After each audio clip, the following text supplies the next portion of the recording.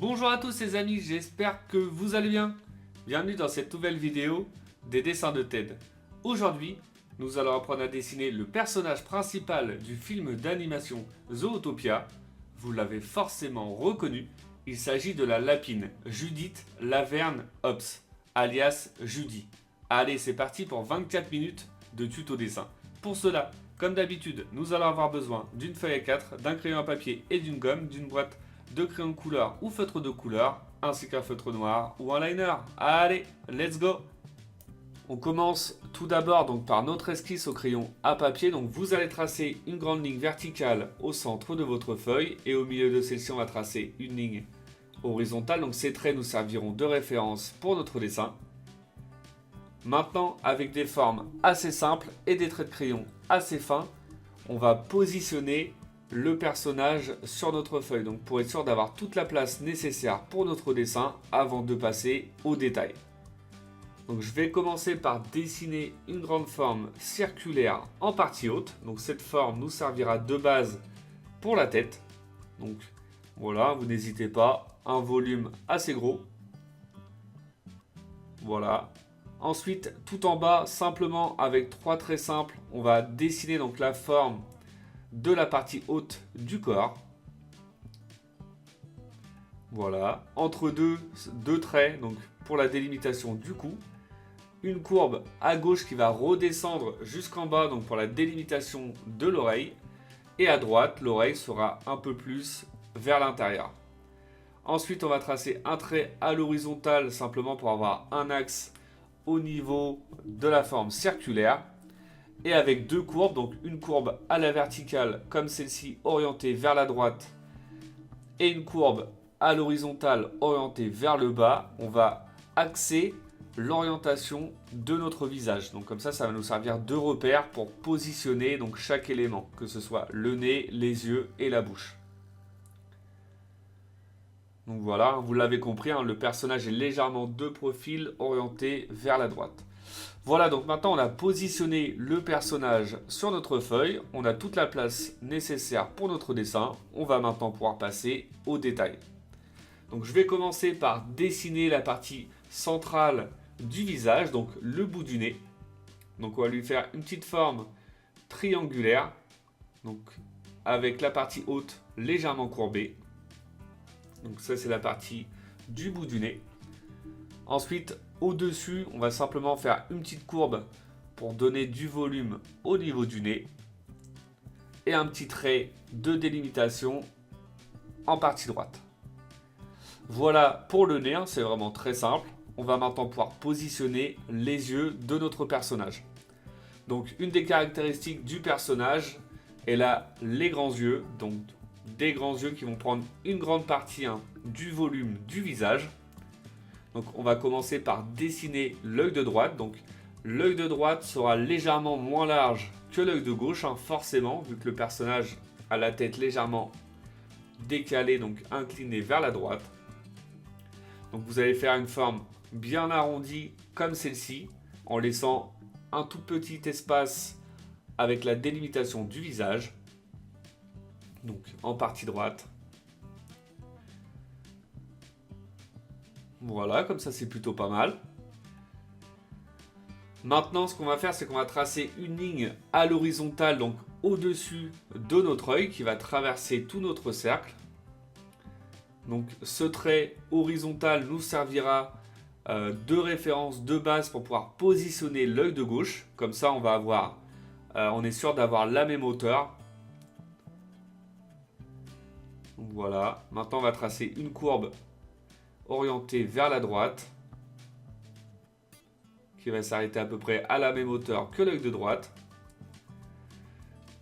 Et ensuite, on va pouvoir dessiner donc la largeur de notre œil. Donc on va aller vraiment au bout de notre cercle en partie gauche.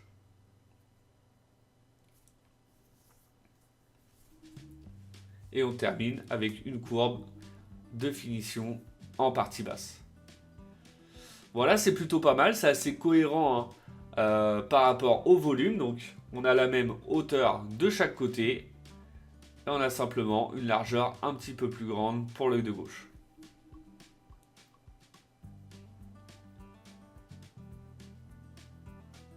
c'est plutôt pas mal. On est satisfait du résultat. On peut repasser avec des traits de crayon un petit peu plus épais. Donc si vous avez l'habitude de regarder mes vidéos, j'aime bien commencer avec des traits assez fins pour pouvoir les gommer si besoin. Et ensuite, une fois que je suis satisfait du résultat, je repasse avec des traits de crayon un petit peu plus épais pour dissocier par rapport à mes traits de référence. Voilà, on continue sur notre dessin. On va s'attaquer donc au sourcil de l'œil de gauche en se basant sur la délimitation de notre cercle et en faisant une pointe en partie basse et un volume un petit peu plus épais en partie haute. Une fois qu'on a terminé avec le sourcil de gauche, on va s'occuper de celui de droite.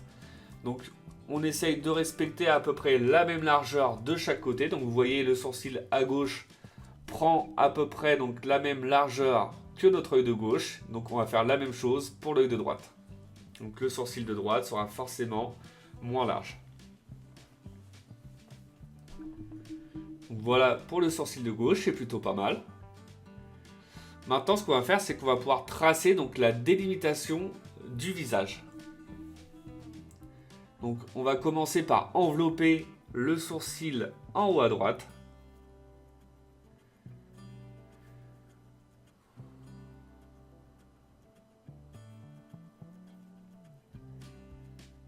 Voilà. On va ensuite passer donc tout près de notre œil à droite. On va laisser vraiment un tout petit espace donc entre l'œil et la délimitation du visage. On va donner un petit peu plus de volume en dessous de l'œil donc pour lui donner un petit peu plus d'épaisseur au niveau des joues. Donc voilà, je vais m'arrêter là dans un premier temps.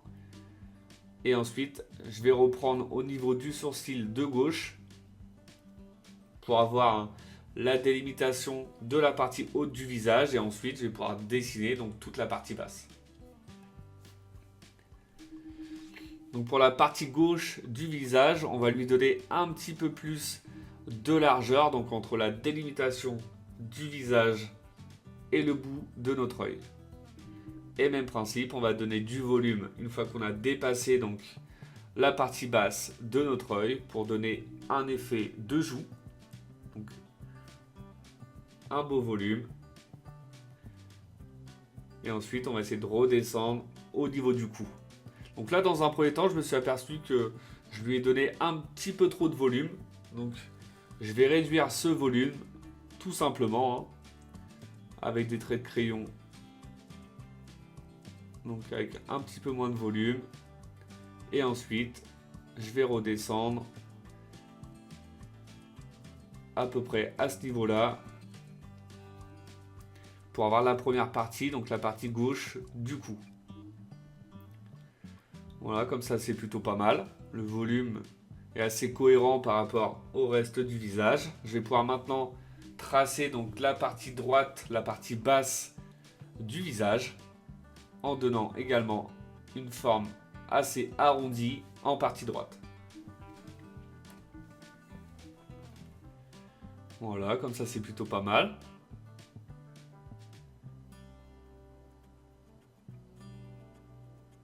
Ok. Donc maintenant, je vais repasser avec des traits un petit peu plus épais, vous voyez, à gauche, tranquillement. Et je vais faire le départ en bas donc du visage pour la partie droite du cou. Maintenant, je vais pouvoir donc dessiner la forme de la bouche. Donc on va lui faire une petite bouche. Celle-ci va être assez large, mais par contre en hauteur sera toute petite. Et on va laisser apparaître simplement les deux petites dents de la lapine en partie haute. Voilà, j'ajoute un petit trait donc pour relier le haut de la bouche et le bas du nez. Une petite courbe à droite du nez et à gauche. Et ensuite, on va pouvoir dessiner les deux petites dents.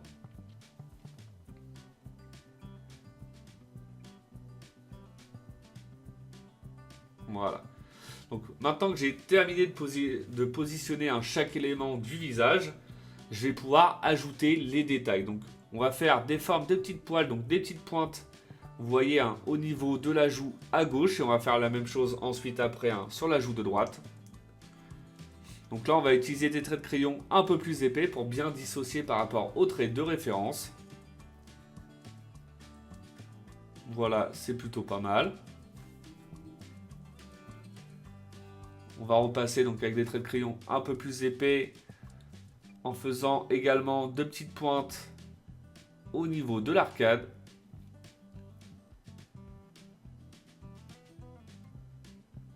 On n'oublie pas d'ajouter la petite courbe donc pour relier au milieu.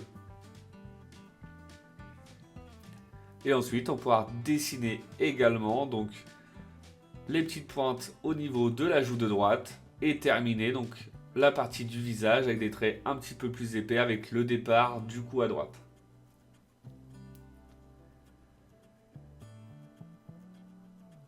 Voilà, c'est vraiment pas mal dans un premier temps. On va ajouter une petite courbe à droite et à gauche donc de chaque sourcil. Et maintenant, on va pouvoir ajouter les détails au niveau des yeux. Donc pour cela, c'est très simple. On va simplement faire deux formes circulaires. Donc je commence par faire une belle forme donc, dans l'œil de gauche qui va être collée vers la droite. Ensuite, je vais tracer donc, le deuxième cercle dans l'œil de droite.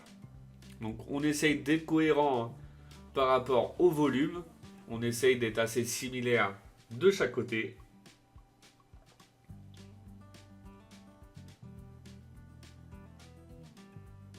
Voilà, comme ça c'est plutôt pas mal. Maintenant, je vais ajouter un petit cercle donc à gauche.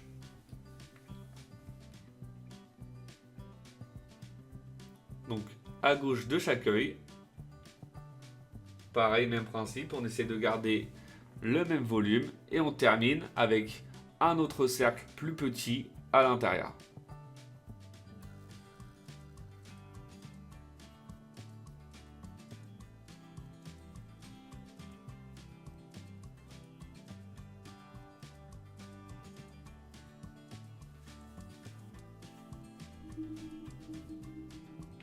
Voilà pour l'œil de gauche et on va faire la même chose pour l'œil de droite.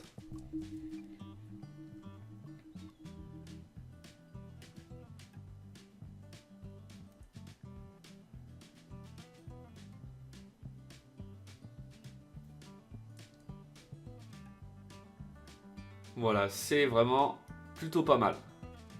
On va maintenant ajouter donc les cils sur chaque œil. Donc vous allez faire des cils, donc vous voyez qui partent vers la droite pour l'œil de droite.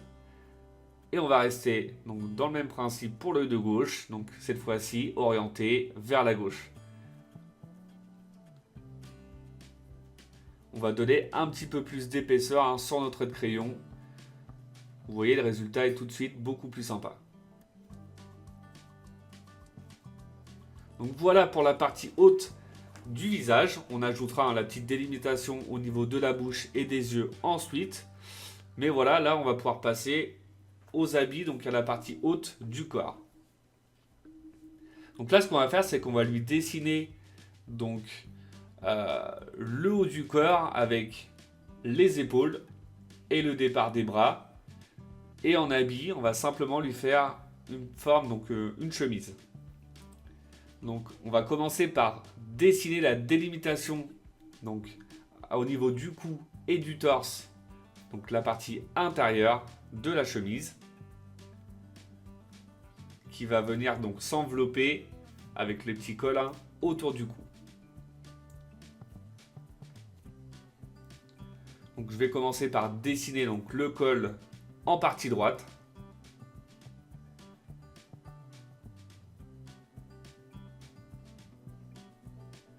Voilà, n'hésitez pas, hein, à faire dans un premier temps avec des traits assez fins pour pouvoir modifier ensuite si besoin. Pour vraiment que les deux côtés, les deux parties, hein, droite et gauche, soient vraiment cohérentes par rapport aux hauteurs et au volume.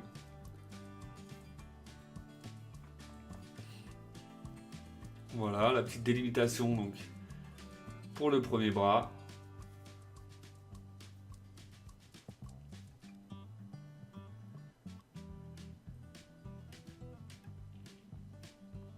On va pouvoir ensuite donc dessiner le col en haut à gauche.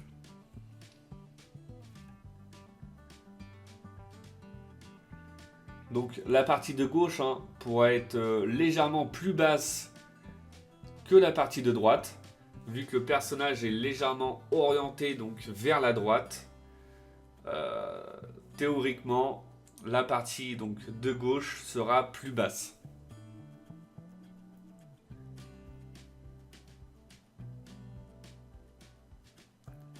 Voilà, j'hésite pas à repasser avec des traits un petit peu plus épais, donc pour modifier les volumes si besoin, pour avoir un résultat cohérent de chaque côté.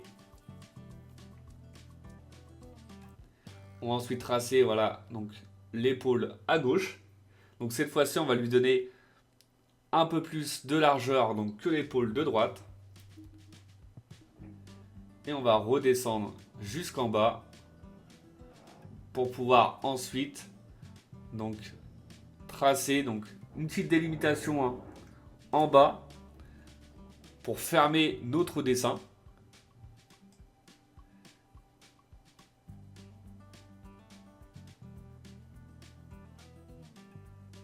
Voilà. Ensuite, je vais repasser avec des traits un petit peu plus épais avant d'ajouter les détails en partie basse. On va ajouter donc des petits plis en plein milieu pour donner un petit effet au niveau de la chemise, pour avoir un rendu beaucoup plus sympa.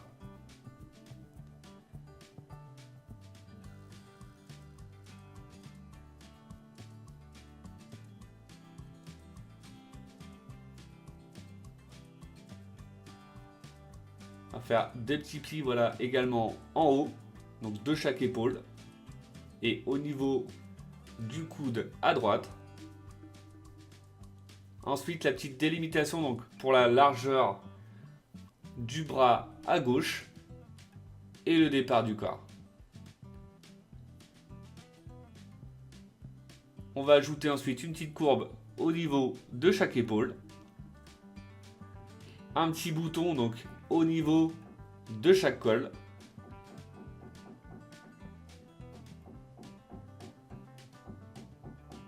Et ensuite, on va pouvoir ajouter les détails donc, sur la chemise. Donc c'est une chemise à carreaux.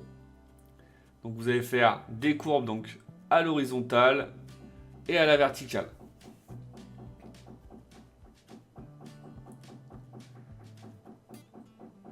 Donc voilà donc, pour la partie de droite. Et on va faire la même chose pour la partie de gauche.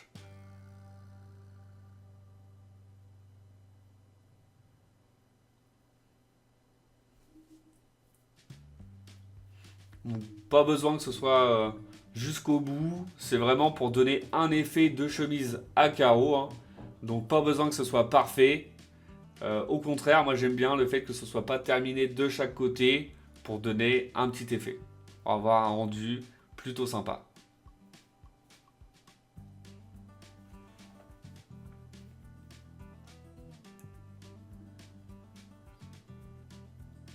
On ajoute une petite courbe donc en partie haute donc au niveau de la chemise pour donner pour lui mettre un petit t-shirt donc en dessous avec deux petites courbes sur la droite. On va ajouter deux petites formes légèrement arrondies pour les narines au niveau du bout du nez. Et ensuite là on va pouvoir passer maintenant à la dernière grosse partie du personnage. On va dessiner donc les oreilles. Donc on va faire une belle courbe en partie gauche qui va redescendre jusqu'en bas. Donc une des caractéristiques du personnage également. Et là, deux grandes oreilles. On va ensuite donc, tracer donc, la partie intérieure de l'oreille de gauche. Donc je vais faire dans un premier temps une courbe comme celle-ci. et une courbe sur la droite pour la délimitation, avec une petite courbe juste à gauche du cou pour avoir la largeur de notre oreille. Et ensuite, on va simplement ajouter des petites pointes vers l'intérieur, donc de chaque côté. Donc voilà, à gauche, et on va faire la même chose à droite. Donc voilà pour l'oreille de gauche. On va maintenant pouvoir passer à l'oreille de droite. Donc comme indiqué au tout début, donc l'oreille de droite sera légèrement donc plus en renfoncement, donc vers l'intérieur. On ajoute également donc la petite partie intérieure de notre oreille en faisant simplement une petite pointe. Et à gauche également. Et ensuite, on va pouvoir ajouter donc les détails au niveau du visage. Donc on va ajouter simplement les petites délimitations donc au niveau des yeux. Donc on va utiliser des traits assez fins. Et ensuite, on va pouvoir ajouter également la délimitation au niveau de la partie basse du visage. Donc qui va envelopper la bouche, qui va passer sous le nez, avec un petit retour sur la joue de droite.